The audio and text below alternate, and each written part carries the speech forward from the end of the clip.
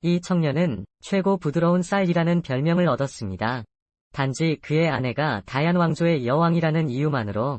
그리고 오늘은 시아오 티안을 유혹하는 요염하고 멋진 여성이 있었습니다.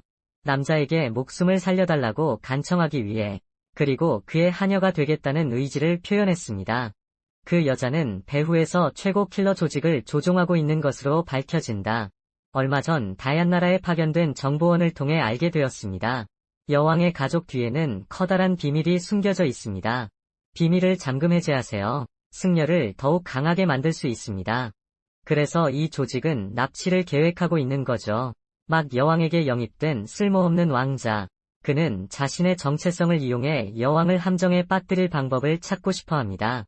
하지만 첩보에는 심각한 오류가 있었습니다. 시하오 티안에는 전혀 수련이 없다고 생각합니다. 하지만 사실 그의 진정한 강점은 이미 이 평면의 상한을 훨씬 넘어섰습니다. 조직의 대주주만이 샤오텐의 정신에너지 보호막에 반동하여 심각한 부상을 입었을 뿐만 아니라 응원하러 온 하늘의 다른 섬들도 또한 자신이 발사한 정신에너지 광파에 의해 하나씩 파괴된다. 참석한 많은 전문가들이 충격을 받았습니다. 정면으로 맞서면 반드시 죽는다는 것을 알 수 있는 상황에 직면한다. 모두가 사방으로 도망치는 것을 선택했습니다. 이미 땅바닥에 쓰러진 30탑 대주인은 굳게 믿었다. 한 사람이 탈출할 수 있는 한, 여기서 무슨 일이 일어났는지 알 수 있습니다. 하지만 그가 시아오 티안의 속도를 과소평가했다는 것은 분명합니다. 시아오 티안의 속도는 이미 그의 지식을 초과했습니다. 텔레포트와 손바닥만 있으면 꼬마 킬러를 죽일 수 있다. 결국 탈출을 시도한 사람들은 모두 살아남지 못했습니다. 부포스터는 마지못해 마지막 숨을 내쉬었습니다. 그는 죽을 때까지 이해하지 못했습니다. 상사 앞에서 하는 모든 일은 헛된 일이다. 지금은 현장에는 대주주가 한 명 더 남았습니다. 상황이 좋지 않은 것을 보고 그녀는 실제로 시아오 티안에게 오랫동안 그를 존경했다고 고백했습니다. 그녀에게 생명을 구하고 하녀가 되어보세요. 이 여자의 이름은 지유윤입니다. 그녀는 자신의 아름다움을 이용해 남자를 유혹하는 데 능숙합니다. 그런 다음 남자가 그녀의 다정함에 빠지면 그를 죽여라. 조직의 주인들이 하나둘씩 망가지는 모습. 그녀는 최선의 방법을 사용하려고 노력했습니다.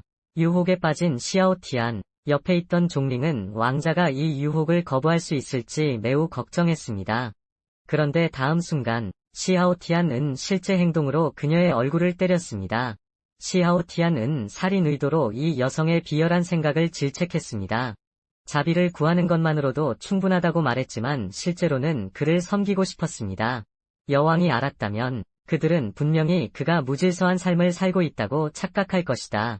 그는 미래에 어떻게 게으른 왕자가 될 수 있습니까?